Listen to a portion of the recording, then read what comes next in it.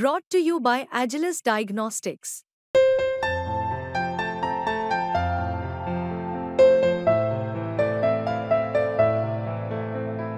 Agilus Diagnostics. सुद्धा अशाच प्रकारची दंगल झाली होती. कोल्हापूरची सामाजिक वीण कुठेतरी घुसवण्याचा हा उद्देश वाटतो का शासनाचा? तेच मी आपल्याला म्हणालो ना की इथे वेगवेगळ्या पद्धतीने इलेक्शन जसं जवळ येते तसं वातावरण कसे बिघडेल आणि आपल्याला आपल्या समाजाची मतं कशी मिळतील आणि उद्याचं सरकार आपलं कसं येईल याच दृष्टीने विचार चाललेला आहे. राज्याचा कोणीही विचार करत नाही. सत्ता झाल्यानंतर पुढची भूमिका काय असणार? यात्रा तुम्ही कराल ते आम्ही यात्रा करून एक आम्ही असं त्याच्यामध्ये साधण्याचा जो आहे तो आम्हाला असं वाटतं की आम्ही साध्य करू की हे राजकीय मतभेद राहतील का? माझं म्हणणं राहतील. एकमेकांचं बद्दल गैरसमज जो आहे तो राहील का? तो राहील, त्याच्याबद्दल नाही.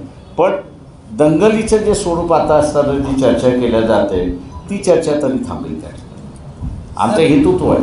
सर्व दंगलीबाबत कोल्हापुरात मागच्या काही दिवसामध्ये झालेल्या दंगलीबाबत आपण म्हणाला की जातीपातीमध्ये भांडण लावायचा प्रकार होता. मात्र धर्मामध्ये विशाळगडाचं तुम्ही जर म्हणत असाल तर ते दोन धर्मामध्ये भांडणं लावण्याचा प्रकार चाललेला आहे.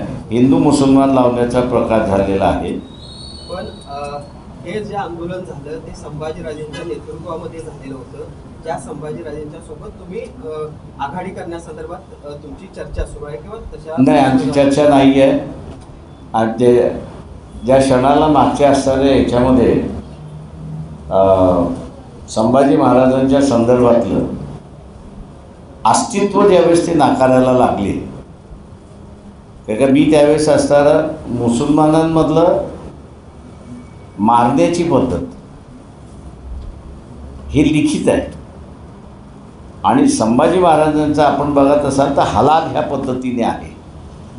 हलाल ही पद्धत वैदिकीय पद्धत आहे आणि त्याच्यातले असणारे धर्मगुरू कोण होते त्यांनी काय सांगितलं होतं ते त्यावेळेस होतं. तर त्यांनी असणारं त्यावेळेस कम्युनल भूमिका घेतली आणि म्हणून आम्ही म्हटलं की हे परवडणारं नाही. वैचारिक ज्याला आपण म्हणतो ऑनेस्टी नसेल तर तिथे असणारं काहीही चालणार नाही अशी परिस्थिती आहे. म्हणून आम्ही चर्चा जी चालली होती, एक ऑफर जी त्यांना आम्ही दिली होती की आपण एकत्र बसून करावं. पण जिथे वैचारिकच तुम्ही जमू शकत नाही तिथे इतर ठिकाणी जमणं कठीण आहे आणि म्हणून आम्ही तिथे थांबवलं.